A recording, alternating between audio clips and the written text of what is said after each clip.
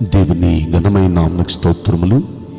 ఈ వాగ్దానం వింటున్న మీకందరికీ మన ప్రభువును ప్రియ రక్షకుడైన యేసుక్రీస్తు నామములో శుభములు, మా హృదయపూర్వకమైన వందనములు తెలియచేస్తున్నాం.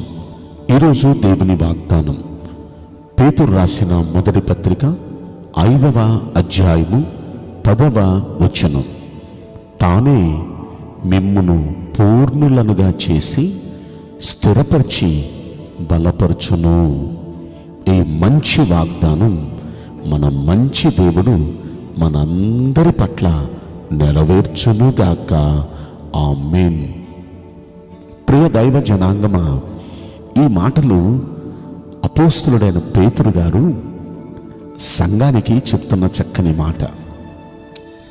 అది కూడా ఎవరికంటే శ్రమల చేత అటు ఇటు కొట్టబడి నలిగిపోతున్న వారికి.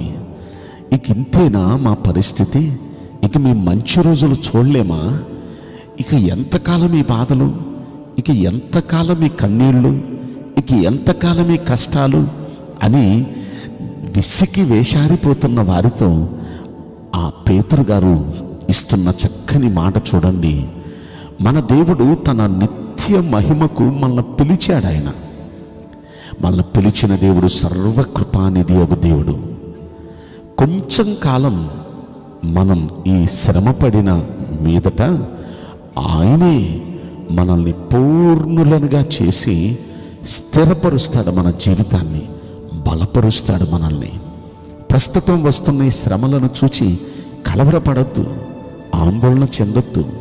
మీ విరోధైన అపవాది గర్జించు సింహం వల్లే ఎవరిని మృంగుదునా అని వెతకుచూ తిరుగులాడుతున్న దినాల్లో మనం ఉన్నాం కదా. ఆ విరోధైన అపవాది ఎప్పటికప్పుడు మనల్ని దాడి చేస్తూ, మన మీద దాడి చేస్తూ, మనల్ని దెబ్బ కొడదాం, విశ్వాసం నుండి భ్రష్టులను చేద్దామని వాడు ఎన్నో పన్నాగాలు పన్ని విశ్వాసుల మీదే, కొద్దో గొప్ప భక్తి చేస్తూ మంచి విశ్వాసంగా ముందుకు వెళ్ళాలనుకునే వారి మీదే వాడు దాడి చేస్తున్నాడు. ఇలాంటి భయంకరమైన ఈ దినాలలో ఆయనకు మాట చెప్తాడు, లోకముందున్న మీ సహోదరులు మీ ముందున్న వాళ్ళు ఈ విధమైన శ్రమల్ని వారు ఎదుర్కొంటూ వచ్చారు.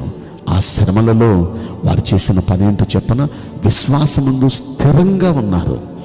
స్థిరంగా ఉండి ఎదిరించారు అపవాదిని. మన దేవుడు మనకు గొప్ప విజయాన్ని ఇస్తాడు. విశ్వాసంలో మీరు కోల్పోవద్దు, విశ్వాసంలో స్థిరంగా ఉండండి. అపవాదిని ఎదిరించండి, అపవాదిని జయించండి. అపవాదికి లొంగిపోవద్దు. వాడు మీ విశ్వాస జీవితాన్ని పతనం చేయాలని, మిమ్మల్ని కృంగతీయాలని, మిమ్మల్ని రకరకాలుగా భయభ్రాంతులను చేయాలని వాడు ఎన్నో పన్నాగాలు పన్నుతున్నాడు అపవాది. కనుక అపవాదికి లొంగొద్దు. మీ విశ్వాస జీవితాన్ని కాపాడుకోండి. విశ్వాస జీవితాన్ని కాపాడుకుంటూ అపవాదిని ఎదిరించండి, అపవాదిని జయించండి. జయించే సామర్థ్యం ప్రభు ఇస్తాడు. కొంచెం కాలమే శ్రమలు. ఈ శ్రమల తర్వాత ఆయన ఏం చేస్తాడు తెలుసా? ఆయనే వస్తాడు మీ దగ్గరికి, మిమ్మల్ని పూర్ణులుగా చేస్తాడు, మిమ్మల్ని బలపరుస్తాడు. ఆయన మీ జీవితాన్ని స్థిరపరుస్తాడు ఖచ్చితంగా. బైబిల్ గ్రంథంలో మనందరికీ బాగా పరిచయమైన భక్తుడు దావీదు భక్తుడు. ఈ దావీదు భక్తుడు 14 సంవత్సరాలు ఎదుర్కొన్నాడండి శ్రమలు. మరణంతో పోరాడాడండి 14 సంవత్సరాలు. చచ్చిపోతానేమో అనే పరిస్థితి. శత్రువు ఎవరో చెప్పన, దేశాన్ని పరిపాలిస్తున్న రాజు. ఈయన ఒక సీదాసాదా గొర్రెల కాపరి. దేశాన్ని పరిపాలిస్తున్న రాజు ఈయన చంపేయాలని తరమటం ప్రారంభించాడు. తన వల్ల కాకపోతే సైనికుల్ని సహాయం తీసుకున్నాడు. వారి వల్ల కూడా కాకపోతే దేశంలో కూడా ఓపెన్గా ప్రకటన చేశాడు. దావీదును ప్రాణాలతో చంపేసిన, అలాగే దావీదును ఆచూకీ తెలియపరిచిన, నేను మీకు బహుమతులు ఇస్తాను, రాజ్యంలో భాగం ఇస్తానన్నాడు. ఎంత ఓపెన్ అయిపోయి జనం ముందు ప్రకటిస్తే జనమంతా కూడా ఒక్క దావీదును చంపాలని ప్రయత్నం చేస్తున్నారు.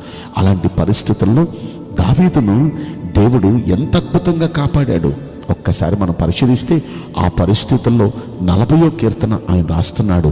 యెహోవా కొరకు నేను సహనంతో కనిపెట్టుకున్నాను, ఆయన నా ప్రార్థన ఆలకించాడు, నా మొర్ర ఆలకించాడు. ఆయన నాశనకరమైన గోతిలో జిగటిగల దొంగ ఊబిలో ఉన్న నన్ను ఆయన చెయ్యిచ్చి పైకి లేపి, నా పాదములు బండ మీద నిలిపి, నా అడుగులు స్థిరపరిచి క్రొత్త గీతం పాడేటట్టు చేశాడు.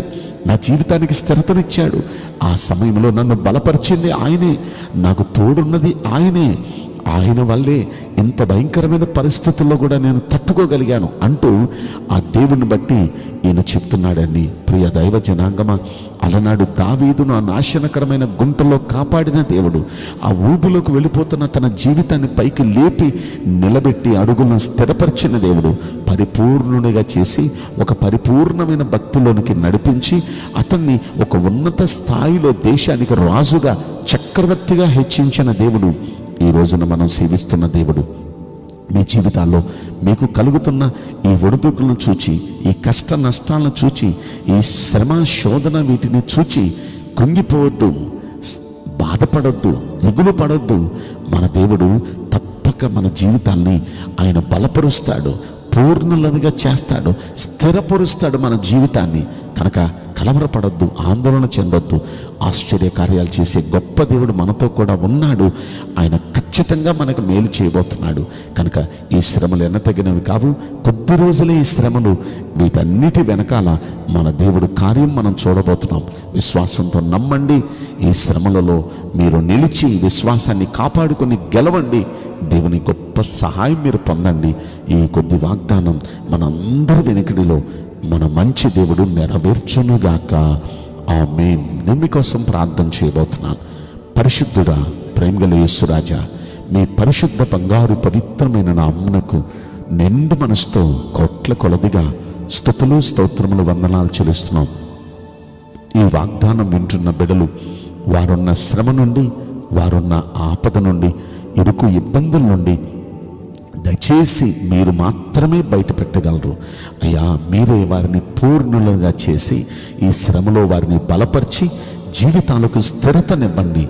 వారిని ఆశీర్వదించండి, శ్రమల నుండి బయట పెట్టమని మిమ్మల్ని వేడుకుంటూ ఈ కొద్ది మనవులు నజరుడని యేసుక్రీస్తు నామములో మిక్కిలి వినయముతో ప్రార్థించి బ్రతిమలాడి వేడుకుంటున్నాం ప్రియ పరలోకపు తండ్రి.